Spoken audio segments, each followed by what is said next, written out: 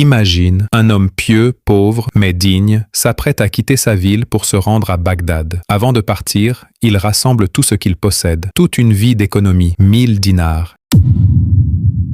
Il les place soigneusement dans une petite bourse, puis prend la route jusqu'au port. Le voyage commence. Un bateau rempli de passagers, chacun avec ses espoirs, ses projets, et sans savoir ce qui les attend. Mais parmi eux, se cache un voleur, un homme rusé, observateur, patient. Et soudain, son regard tombe sur la bourse. 1000 dinars, ses yeux brillent. Il réfléchit, puis un plan naît dans son esprit. Au milieu de la mer, il commence à crier, il pleure, il accuse. « On m'a volé, quelqu'un a pris ma bourse, le voleur est parmi nous !»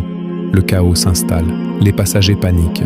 Le capitaine décide alors de fouiller tout le monde. Et là, le cœur du croyant se serre. Il pense, si on trouve ma bourse, ils vont croire que je suis le voleur.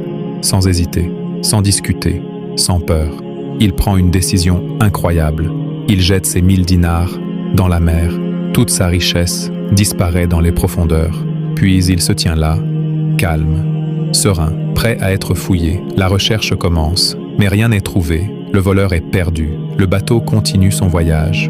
Et après de longs jours, ils arrivent enfin à Bagdad. Mais maintenant, cet homme est seul, fatigué, affamé, sans un seul dinar. Il n'a plus rien. Alors, il se dirige vers la mer. Peut-être qu'Allah lui donnera quelque chose. Il jette son filet et attend. Un moment passe, puis soudain, quelque chose de lourd, très lourd. Il tire de toutes ses forces et attrape un énorme poisson, un signe d'espoir. Il l'ouvre, et là, son cœur s'arrête. À l'intérieur du poisson se trouve sa bourse, ses 1000 dinars, intacte, protégée, préservée.